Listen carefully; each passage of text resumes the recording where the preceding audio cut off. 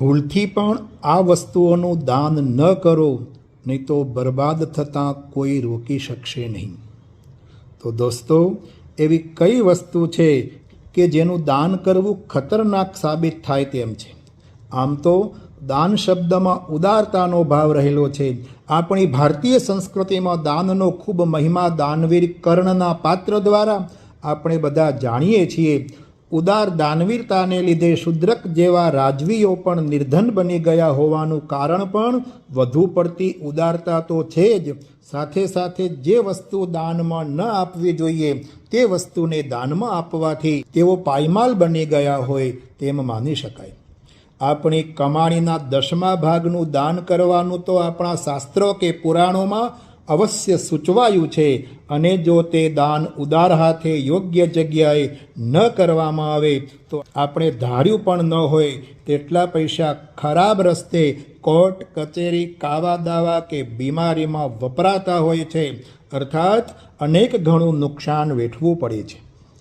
કેવા પ્રકારનું દાન કરવાથી ધનનો વ્યય થઈ જાય છે, બરબાદ થઈ જવાય છે?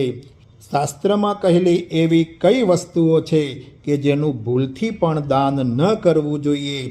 આવા રહસ્યમય આ વિડીયોને જોવા માટે આ વિડીયોને શેર, લાઈક અને સબસ્ક્રાઈબ અવશ્ય કરો. વિદ્યાનું કે પુસ્તકોનું દાન કરવું શ્રેષ્ઠ માનવામાં આવે છે, પરંતુ ફાટેલા, તૂટેલા કે કોઈને ઉપયોગી ન બને તેવા પુસ્તકોનું કોઈને દાન કરવાથી ઘરમાં ખૂબ જ દારિદ્રતા પ્રાપ્ત થાય છે. તેવી રીતે ગાયનું દાન પણ શ્રેષ્ઠ માનવામાં આવે છે, પરંતુ નચિકેતાની કથાની જેમ વસુકી ગયેલી દુબળી પાતળી એવી ગાયનું દાન ક્યારેય ન કરવું જોઈએ, નહીં તો ઘરમાં આકસ્મિક દુર્ઘટનાઓ પ્રાપ્ત થાય છે અને મૃત્યુ પછી પણ સદગતિ પ્રાપ્ત થતી નથી. સાવરણીને માતા લક્ષ્મીનું સ્વરૂપ માનવામાં આવે છે. આ સાવરણીને પણ ક્યારેય દાનમાં આપવી ન જોઈએ. સાવરણી દાનમાં આપવાથી મા લક્ષ્મી ક્રોધિત થઈ જાય છે અને ખૂબ જ નિર્ધનતા પ્રાપ્ત કરાવે છે.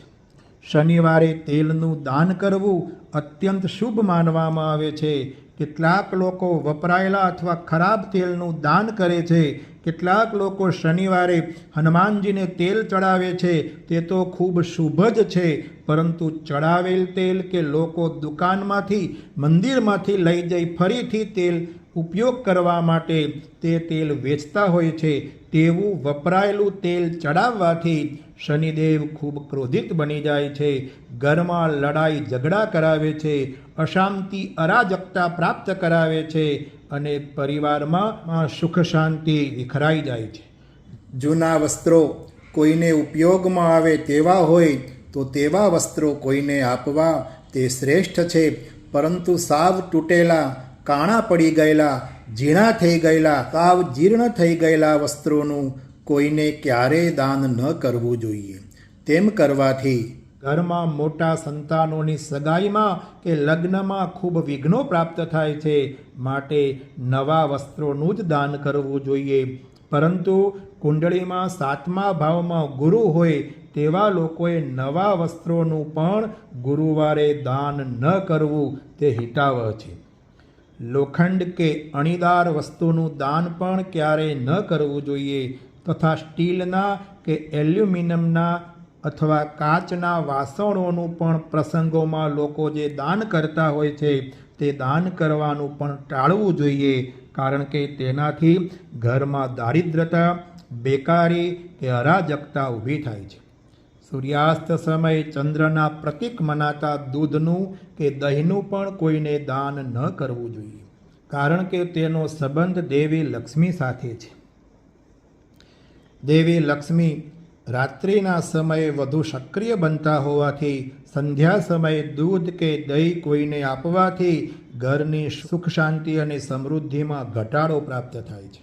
આ ઉપરાંત કેતુ ગ્રહ સાથે સંબંધિત લસણ કે ડુંગળી પણ સંધ્યા સમયે કોઈને આપવાથી કેતુ ગ્રહ અશુભ પરિણામ ઉત્પન્ન કરાવે છે અને તેના દાનથી ઘરમાં લડાઈ, ઈજા, અનિદ્રા વગેરે સમસ્યાઓ પ્રાપ્ત થાય છે. લક્ષ્મી પણ ઘરમાં સાંજે ચિરસ્થાયી બનતી હોવાથી સાંજે કોઈને પણ પૈસા ન જ આપવા જોઈએ. તેનાથી લક્ષ્મીજી ઘરમાંથી ચોક્કસ વિદાય લેતા હોય છે અને ઘરને આર્થિક પાયમાલ કરી નાખે છે. આ ઉપરાંત વાસી ભોજન પણ પોતે તો ન જ ખાવું જોઈએ અને બીજાને પણ તે ન જ ખવડાવવું જોઈએ, જેનાથી ઘરમાં અનેક બીમારીઓ પ્રાપ્ત થાય છે. આ ઉપરાંત કાતર, ચક્કુ, તલવાર, છરો કે છરી વગેરે ધારદાર વસ્તુઓનું પણ કોઈને ક્યારેય દાન ન કરવું જોઈએ. આ ધારદાર વસ્તુ દાન કરવાથી પરિવાર વચ્ચેના સંબંધોમાં આંતરિક વિખવાદના યોગ પ્રાપ્ત થાય છે. કેટલાક લોકો ભેટ તરીકે માં લક્ષ્મીની મૂર્તિવાળા ચાંદીના સિક્કા કે ધાતુવાળી માં લક્ષ્મીની મૂર્તિ ભેટ આપે છે. આમ કરવાથી ધંધા રોજગારમાં ખૂબ આફતો, પરેશાની, મૂંઝવણોનો સામનો કરવો પડે છે. માટે લક્ષ્મીની પ્રતિકૃતિવાળી મૂર્તિ કે સિક્કો ક્યારેય કોઈને દાનમાં ન આપવો જોઈએ.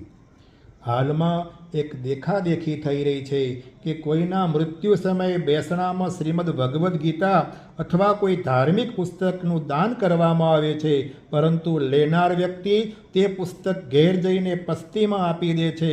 એને માત્ર કાગળ સમજી તેનો દુરુપયોગ કરતા હોય છે, જેને લીધે મૃત વ્યક્તિને તેના પાઠ ન થવાથી કોઈ લાભ પ્રાપ્ત થતો નથી.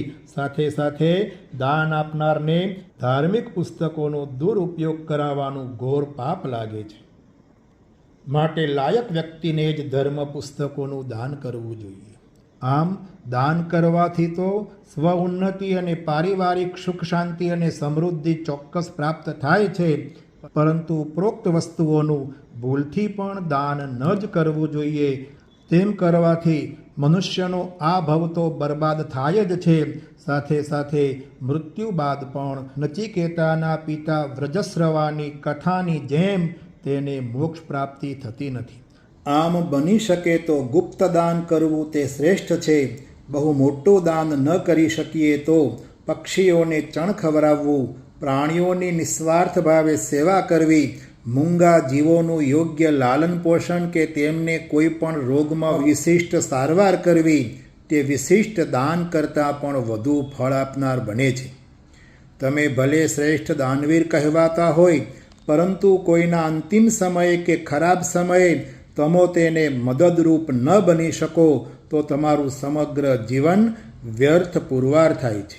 કર્ણે આખી જિંદગી સુવર્ણનું દાન કર્યું, પરંતુ અભિમન્યુ રણમાં ઘાયલ પડ્યો હતો ત્યારે કર્ણે અભિમન્યુને પાણી પણ નહોતું પીવડાવ્યું.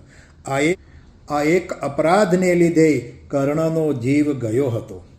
આમ તમારી પાસે સામર્થ્ય હોય, ઉદાર જીવ હોય અને કોઈને મદદ કરો તો એવી રીતે કરજો, લેનારને ક્યારેય સંકોચ કે શરમમાં ન મુકાવવું પડે. સામેવાળા પાસે બિલકુલ અપેક્ષા વગર દાન કરવું તે 7 પેઢીને તારનાર સાબિત થાય છે.